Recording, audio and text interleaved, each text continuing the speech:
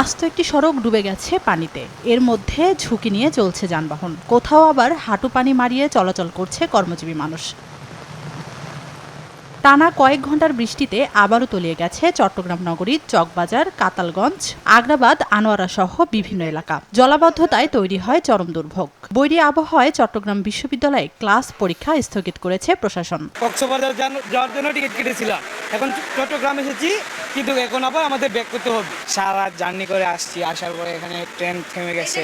তো আমরা কক্সবাজার যাইতাম, বাট কক্সবাজার যেতে পারি না। সার্বিকভাবে আমরা সহযোগিতা করার জন্য আমরা শুকনো খাবারের আমরা ব্যবস্থা করেছি এবং তাদেরকে যাতে আমরা যারা পাহাড়ে থাকে তাদেরকে শেল্টার হাউসে নিয়ে আসার জন্য, এবং বিশেষ করে যেসব জায়গায় ড্রেনে এই যে পাহাড়ি ঢল আসার কারণে প্রচুর পরিমাণে বালি চলে এসেছে, ড্রেনগুলো আমরা আমাদের পরিচ্ছন্ন কর্মীরা ক্লিন করছে বিভিন্ন জায়গায়। 12:30টার দিকে নগরীর চশমাহিলা এলাকায় মেয়র গলিতে পাহাড়ের এক অংশ ধসে পড়ে একটি বাড়ির উপর। এতে চাপা পড়ে সাইমা নামে 12 বছর বয়সী এক শিশুর মৃত্যু হয়। ঘটনার 1 ঘন্টা পর মরদেহ উদ্ধার করে ফায়ার সার্ভিস। রোডের মধ্যে তো প্রচুর পানি, বদ্রাটাই দড়িয়ে দিকে সব ডুবে গেছে, কাতালগঞ্জ সহকার। গাড়ি কোনো দিকে যাওয়া যাচ্ছে না জলবদ্ধতার কারণে, চারিদিকে পেট পর্যন্ত পানি।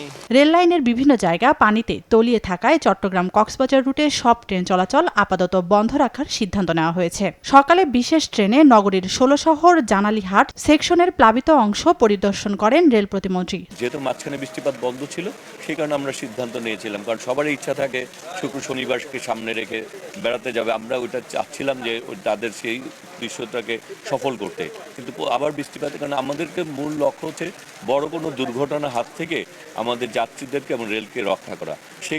সেই কারণে আমাদেরকে সেই সিদ্ধান্ত নিতে হয়েছে। এদিকে বন্যা পূর্বাভাস ও সতর্কীকরণ কেন্দ্র জানিয়েছে আগামী 3 দিন হতে পারে ভারী বৃষ্টি। এতে নদ নদীর পানি বেড়ে 4 বিভাগে আকস্মিক বন্যা দেখা দিতে পারে। আগামী 3 দিন পর্যন্ত ভারী থেকে অতি ভারী বর্ষণের সম্ভাবনা রয়েছে।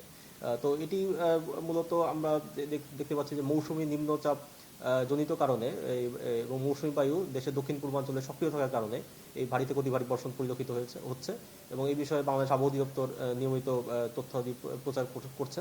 আবহাওয়া অধিদপ্তর বলছে আজ সকাল 9টা পর্যন্ত গত 24 ঘন্টায় চট্টগ্রামে 284 মিলিমিটার বৃষ্টিপাত রেকর্ড হয়েছে। চট্টগ্রাম 10 আসনের সংসদ সদস্য সাইদ আল নোমান নগরীর উত্তর আগ্রাবাদের পানওয়ালা পাড়া এলাকায় পানিবন্দী মানুষের মাঝে খাবার বিতরণ করেন।